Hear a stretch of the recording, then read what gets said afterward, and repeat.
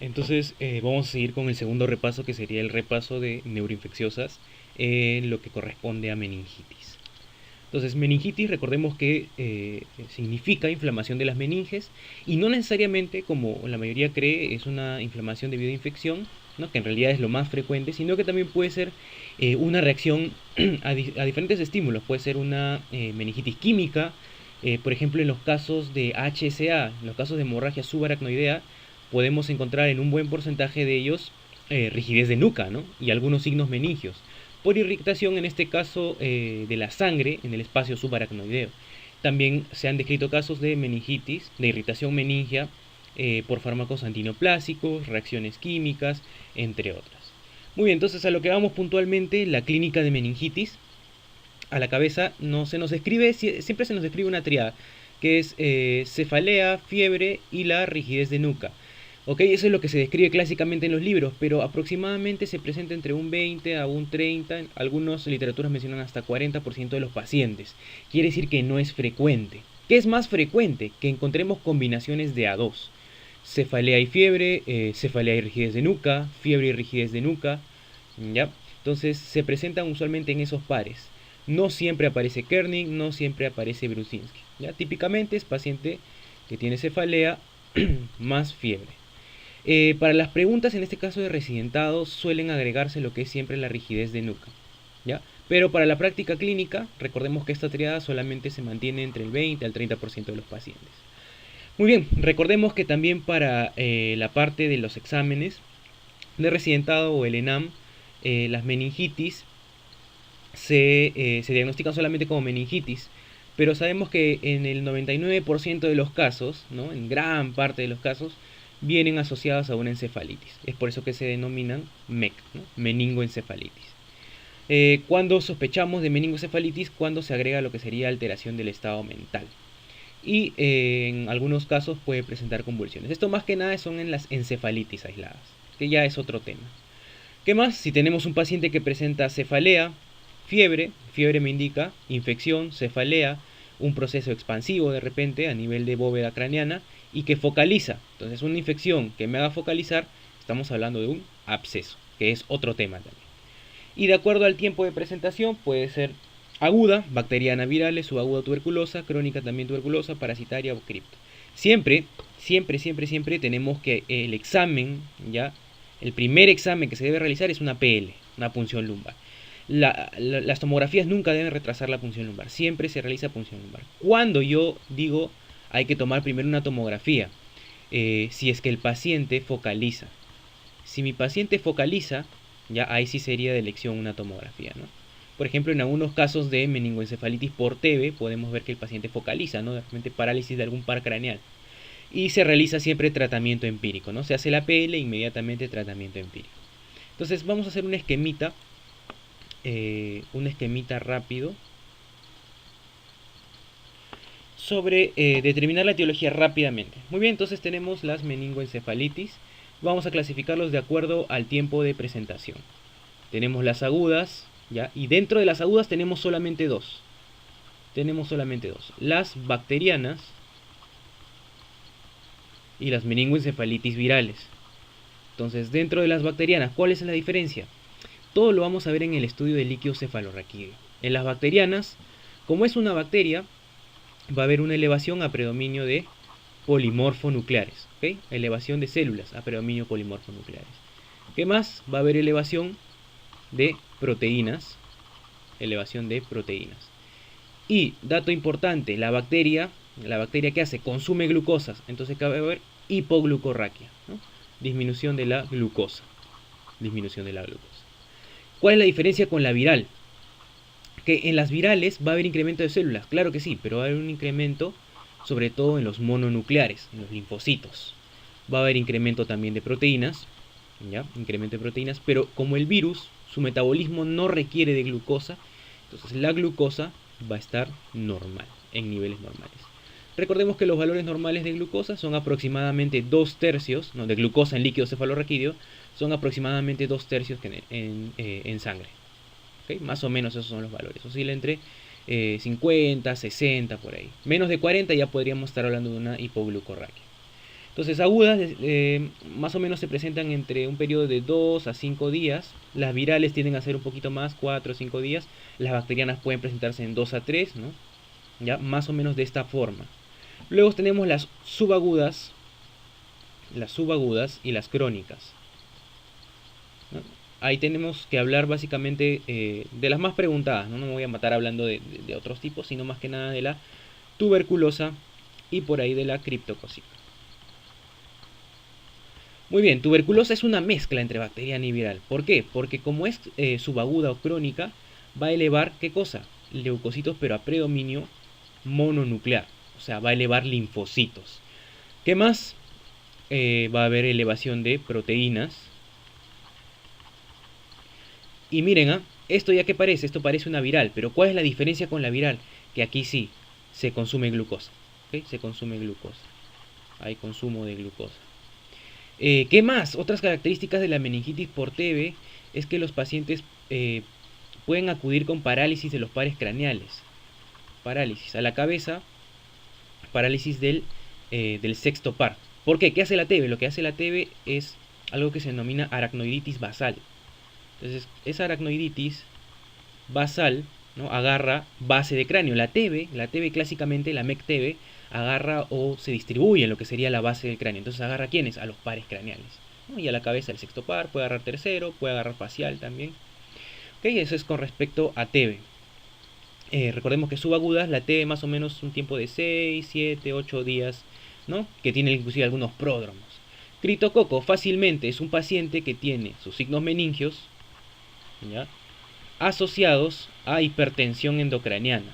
Importante que recordemos la doctrina de Monroe y Kelly para hipertensión endocraniana. Recuerden que los síntomas, ¿no? Cefalea brusca, más vómitos, ¿no? Vómitos que no necesariamente son precedidos de náuseas, ¿ok? ¿Qué más? Otro dato que te tiene que dar las MEC por criptococo es que el paciente está inmunosuprimido.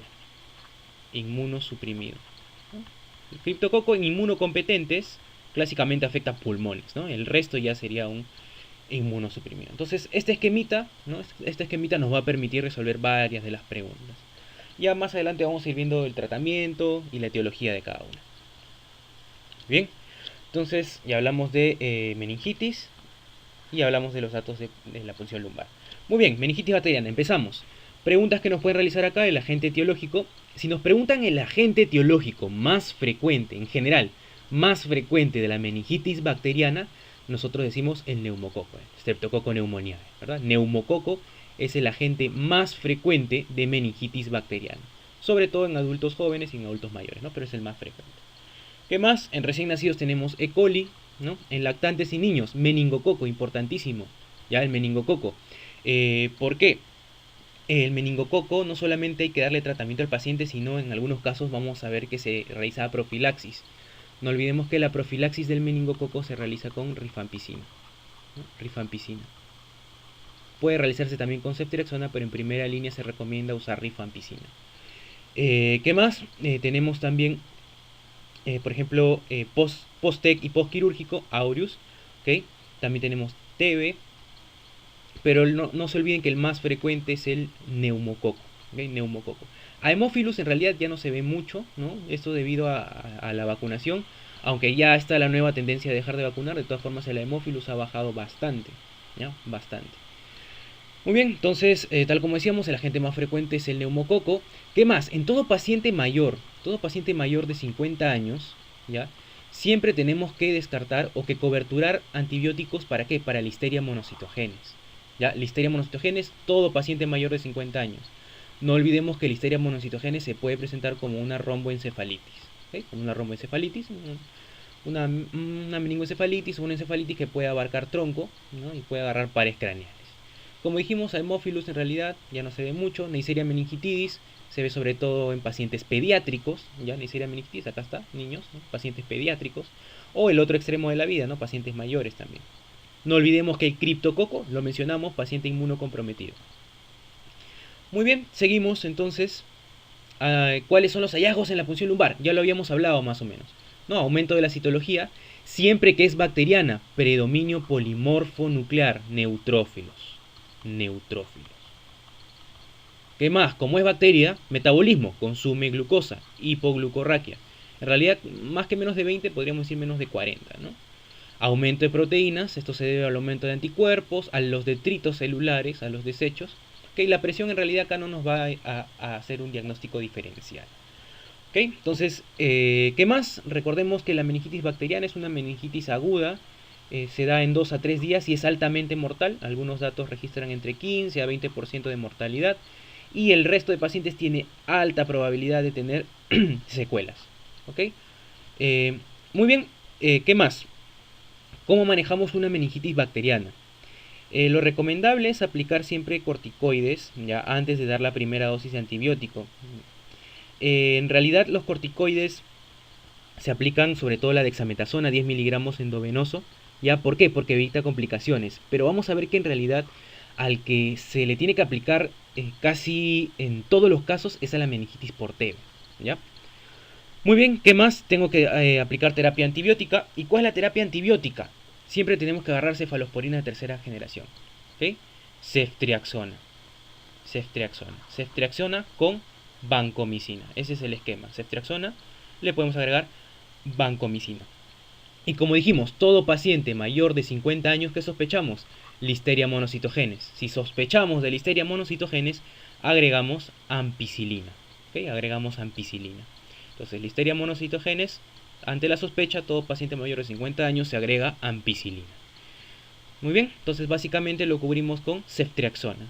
Ceftriaxona, ¿ya? Ceftriaxona es 2 gramos endovenoso, ¿okay? Cada 12 horas. Listo. El tratamiento, ya vamos a ver más adelante que el tratamiento puede variar, ¿ya? Puede variar, algunos dicen de 10 hasta 14 días. Muy bien, entonces yo le saco la PL, ¿no? Le saco la punción lumbar e inmediatamente le doy tratamiento. ¿Okay? Le saco la punción siempre, punción lumbar. Sospecha de meningitis, punción, nada de TAC. La TAC no. La TAC no se debe hacer, primero se hace la punción lumbar.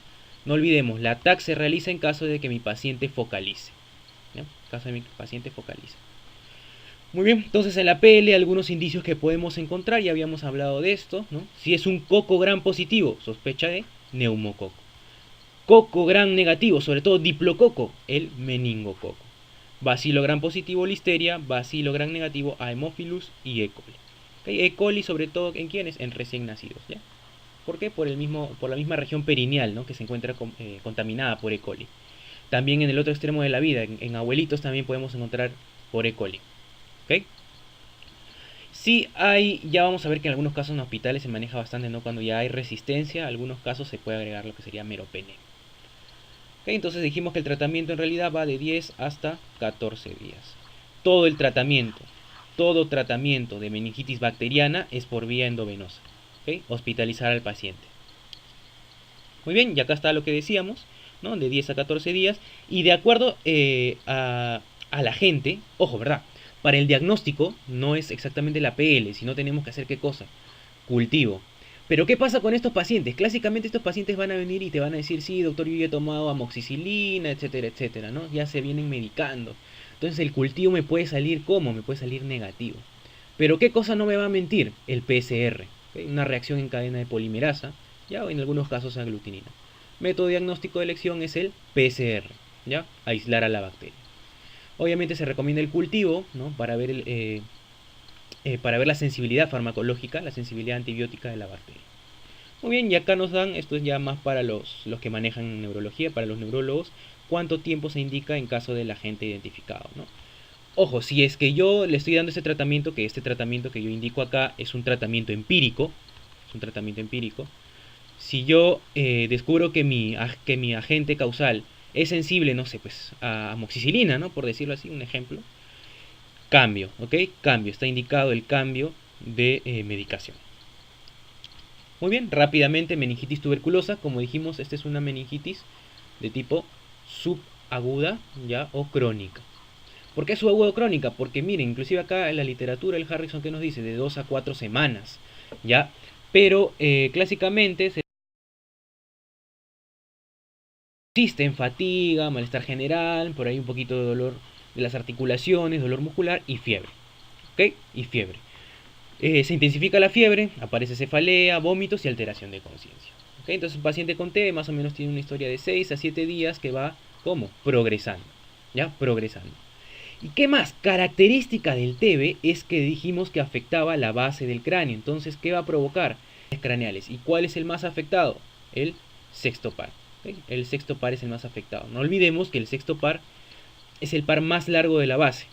Si nos preguntan cuál es el par craneal más largo, nosotros tenemos que decir que es el cuarto par. Pero si nos dicen en la base del cráneo, cuál es el más largo, es el sexto par. ¿Okay? Afectado por la MEC-TB. La MEC-TB afecta bases. ¿Okay? ¿Qué más? En 50% de los casos va a producir un síndrome de secreción inadecuada de ADH, por eso que el paciente puede venir con hiponatremia. Produce también vasculitis, el paciente puede tener infarto cerebral, ¿ya? Produce vasculitis, es una complicación de la MEC-TB, y en algunos casos crisis epilépticas y papiledema. Muy bien, ante la sospecha de MEC-TB, ¿qué hacemos? Le hacemos una punción lumbar y ¿qué encontramos? Pleocitosis. Dijimos que la pleocitosis era predominio mononuclear. ¿Ok? Mononuclear. Clásicamente para las preguntas de examen es mononuclear. Pero no olvidemos que la MEC-TB al inicio es polimorfo nuclear. ¿Okay? Con el paso de algunos días, poco a poco ustedes van a ver que la TB va transformándose, ¿no? que este líquido va transformándose en mononuclear. ¿Okay? Que ese es básicamente donde olvidemos que siempre inician con polimorfo. Hay proteínas elevadas, hay glucosa consumida, ¿no? Algunos dicen que o algunas literaturas reportan la xantocromía, una coloración medio amarillenta del líquido cefalorraquídeo, y también se puede, no se realiza mucho, pero se evidencia también disminución de cloruros en líquido cefalorraquídeo. Muy bien, recordemos que puede aparecer después de una primera infección. Recordemos que nosotros estamos vacunados, ¿no? con la BCG, pero la BCG no es en realidad para prevenir la TB propiamente dicha, sino para prevenir las formas más graves de TB. ¿Cuáles son las formas más graves de TB? Justo la que estamos hablando, ¿no? La MEC-TB y el mal de Pot, que vendría a ser la TB vertebral. Esto es la BCG, es para este tipo de meningitis tuberculosa. Entonces entra a través del pulmón, ¿no? se distribuye a nivel vascular y lo que van a hacer es que se van a encapsular. En algún momento pueden, ¿qué cosa? Romperse, ¿no? Inclusive paciente que tiene un TEC puede romper los nódulos de Rich y puede hacer una meningitis tuberculosa. ¿Okay? Entonces, los nódulos de Rich. Muy bien, tenemos estadios. Básicamente los estadios para orientarnos con respecto a las preguntas. Para los estadios nos vamos a valorar del Glasgow. ¿Cómo digo que mi paciente está en el estadio 1? Cuando tiene una escala de Glasgow de 15 y no focaliza. Así de simple.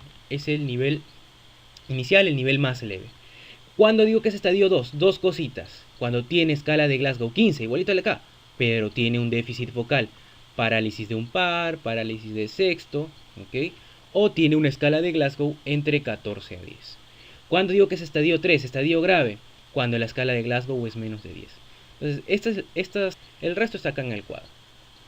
Muy bien, y también se utiliza un score, ya que es el score de Vietnam, o el score de Thwaites, que nos mide varios parámetros, ¿ya? Y de acuerdo a estos parámetros nosotros podemos distinguir si es una MEC-TB o una MEC bacteriana, ¿no? A veces no nos puede quedar muy claro, el líquido es bastante inespecífico. ¿Qué nos mide? Edad, ¿no? Mayor de 36 o menor de 36, leucocitos, punto de corte 15.000, ¿ya? Mayor o menor de 15.000, y miren, el que me da más o menos puntos, el tiempo de enfermedad, claro. Si tiene más de 6 días, ¿ya? Si tiene más de 6 días, ¿qué sospecho? Claro, pues tuberculosis, ¿no? Una bacteriana en 2 o 3 días ya está grave el paciente. Recuento de leucocitos en líquido cefalorraquídeo y en proporción de neutrófilos, ¿ok? Y al final recordemos que si es menos de 4, ya estamos hablando de lo que sería una MEC-TB, si es más de 4, una bacteriana.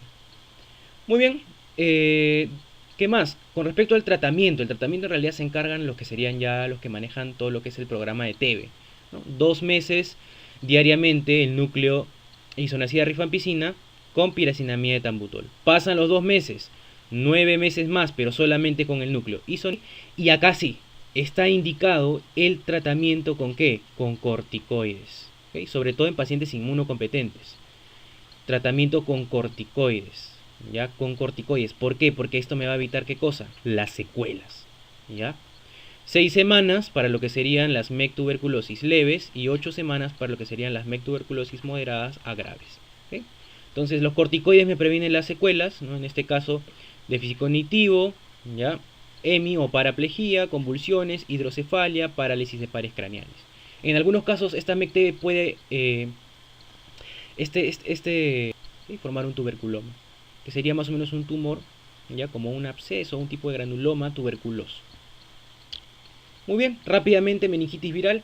Meningitis viral dijimos que era una meningitis de tipo aguda, ya a diferencia de la bacteriana no es tan potente con los síntomas no son tan fuertes, ¿no? El paciente viene con un poco de cefalea, rigidez de nuca, puede venir con náuseas, vómitos, pero no es tan fuerte como la meningoencefalitis bacteriana.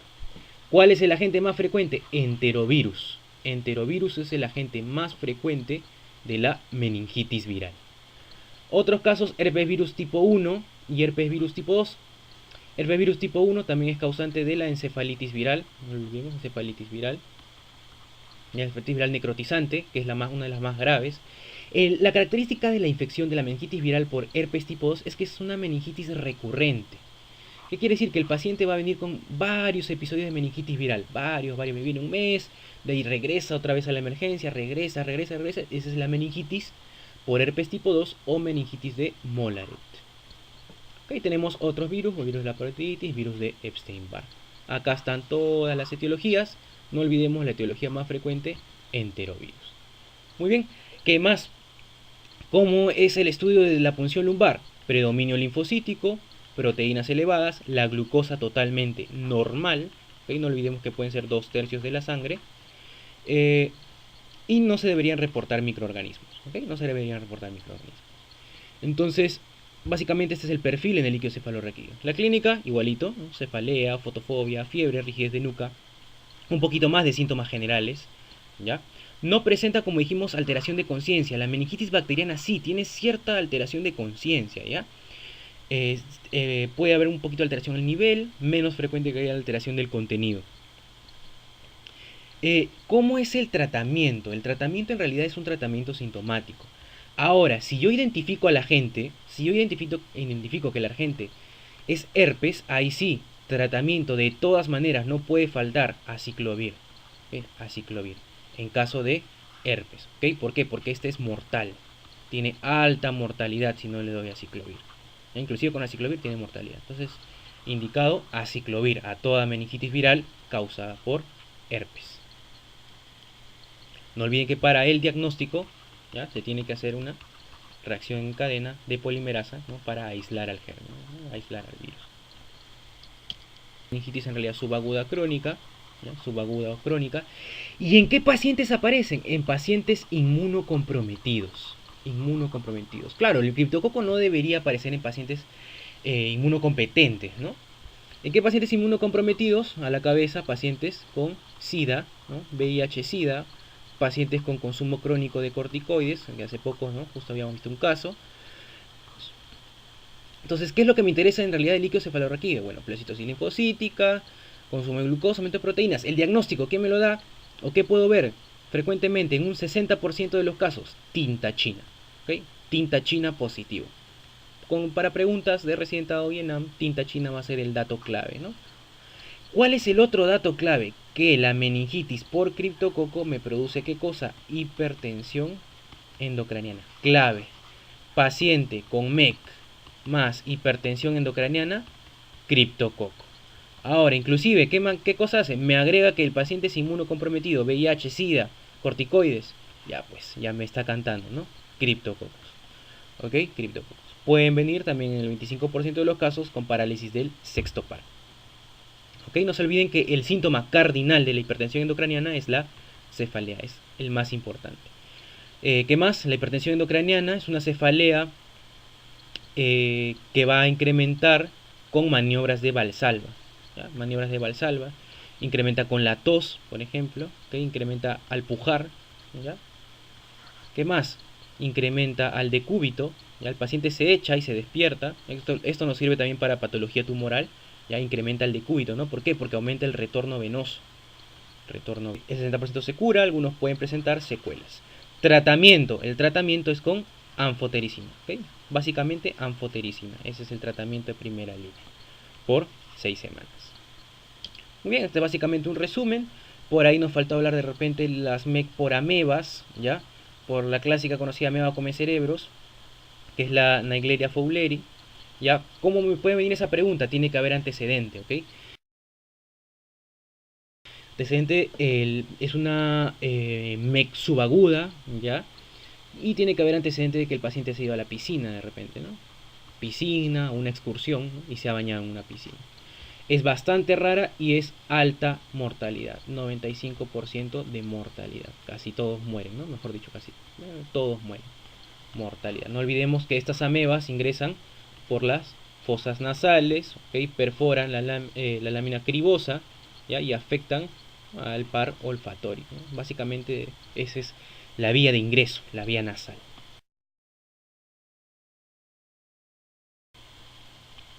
¿Ok? Básicamente esas son las meningitis más importantes. Y empezamos con las preguntas. A ver, pregunta Residentado Médico 2011B. ¿Cuál es el agente etiológico más frecuente de meningoencefalitis en adultos jóvenes? Ah, ya habíamos dicho, la más frecuente de todas en generales es el neumococo. Respuesta C. ¿Okay? Influenza ha disminuido, ¿por qué? Por la vacunación, meningitidis, sobre todo en pacientes pediátricos. No olvidemos que la Neisseria meningitidis hay que hacer profilaxis con rifampicina. Más por acá, a ver, en la meningitis bacteriana, ¿cuál es una alteración típica del lípido cefalorraquídeo? ¿Disminución de proteína? No, al contrario, hay aumento de proteínas. ¿Aumento de glucosa? No, no hay aumento de glucosa, sino al contrario, debería haber disminución de glucosa. Disminución de glucosa, esta puede ser, ¿verdad? Esta puede ser. ¿Ausencia de polimorfos? No, los polimorfos son los que están elevados. ADA positivo, esto es para tuberculosis. ¿Okay? Entonces, respuesta C, disminución de glucosa. En el líquido cefalorraquídeo en pacientes con MEC-TB, ¿cuál es el hallazgo más considerable para el diagnóstico? ¿Células normales? No. ¿Pleocitosis a predominio polimorfo? No, la pleocitosis acá es predominio de mononucleares. Pleocitosis a predominio, esta es, ¿verdad? Hiperglucorraquia, no, en todo caso hay hipoglucorraquia y hay hiperproteinorraquia. Respuesta C. Clínico con instalación insidiosa de cefalea, irritabilidad, obnubilación, dolor, nos está diciendo ya que ese paciente tiene una meningitis insidiosa, ¿ok? Nos dice insidiosa. LCR, levemente apalescente, con 200 células, predominio mononuclear, linfocitos, ya. Me dice insidiosa, si me dice mononuclear yo tengo dos posibles, ¿verdad? Viral y tuberculosa. Cripto también puede ser, pero no me da datos de inmunosupresión ni de hipertensión endocraniana. Ahora, me dice insidiosa, ya, ¿cuál es más insidiosa? ¿Cuál es más subaguda? La TB, ¿no? Ya por ahí lo voy a agarrar. Hiperproteinorraquia, hipoglucorraquia, glucosa disminuida, con aumento de polimorfos, con aumento de proteínas, eso es meningoencefalitis tuberculosa. Continuamos con las últimas preguntas. ¿En qué tipo de meningitis se indica preferentemente el tratamiento con corticoides? Habíamos dicho que el tratamiento con corticoides era casi o predominantemente para las MEC tuberculosas. ¿Para qué cosa? Para prevenir secuelas. ¿Okay? Para prevenir secuelas, ¿no? ¿Cuáles son las secuelas? Dijimos hidrocefalia, hemiplejías, paraplejías, convulsiones, ¿ok? ¿Ok? Tuberculosa. No olvidemos que el tratamiento es con prednisona entre 6 semanas, ¿no? Puede ser prednisona, algunos dicen dexametasona, hasta 8 semanas. Depende si es leve o si es grave. Muy bien, mujer de 30 años, VIH positivo. Ojo con este dato, VIH positivo, 30 años, mujer joven, hace 15 días, ¿ves? Crónico, subagudo, crónico o subagudo, presenta fiebre y cefalea. Examen, signos meningios presentes, es una MEC crónica. Cultivo de líquido cefalorraquídeo positivo a Cryptococcus neoformans. Ya, inclusive antes de que me dé este dato yo ya debía suponer Cryptococcus, ¿verdad? Paciente con meningitis, inmunosuprimida, ¿no? Descartar meningococo, ¿ya? Puede haber TB, claro, también puede haber MEC-TB, ¿ya? Pero VIH positivo usualmente esto me lo hacen más que nada para preguntas de Cryptococcus. ¿Cuál dijimos que era el tratamiento? El tratamiento es con anfotericina. Tratamiento de inducción, anfotericina. Siempre cuidar la función renal. Varón de 35 años que presenta bruscamente fiebre, cefalea, náuseas, vómitos. Al examen físico, fiebre, rigidez de nuca, meningitis puede ser, letargo, confusión, la tinción de LCR, microorganismos intracelulares gram negativos, ya, bacteriana. ¿Okay? ¿Cuál era el tratamiento en que empezaba la bacteriana? Con ceftriaxona. ¿sí? Ceftriaxona. No olvidemos algo más. Algo que no debemos olvidar también es, en este cuadrito, un paciente, ¿ya? Un paciente que venga con una cefalea, pero una cefalea brusca, intensa, intensa, intensa, que descrita como una cefalea que nunca antes ha tenido, ya, recontra brusca, y que aparte de eso, ¿no? Aparte de eso que puede tener signos meningios, cuidado, cuidado con eso. Le tomo la PL y ¿qué me sale? Sangre. Uy, me sale sangre, paciente, cefalea intensa. Hay que descartar una HSA. Ya es el dolor de cabeza más fuerte, ya brusco, intenso, tiene signos meningios y a la punción lumbar, como hay sangre en espacio subaracnoideo, es hemático. ¿Ok? Bien, ahora la parte de infecciosas 2 y luego epilepsia para acabar.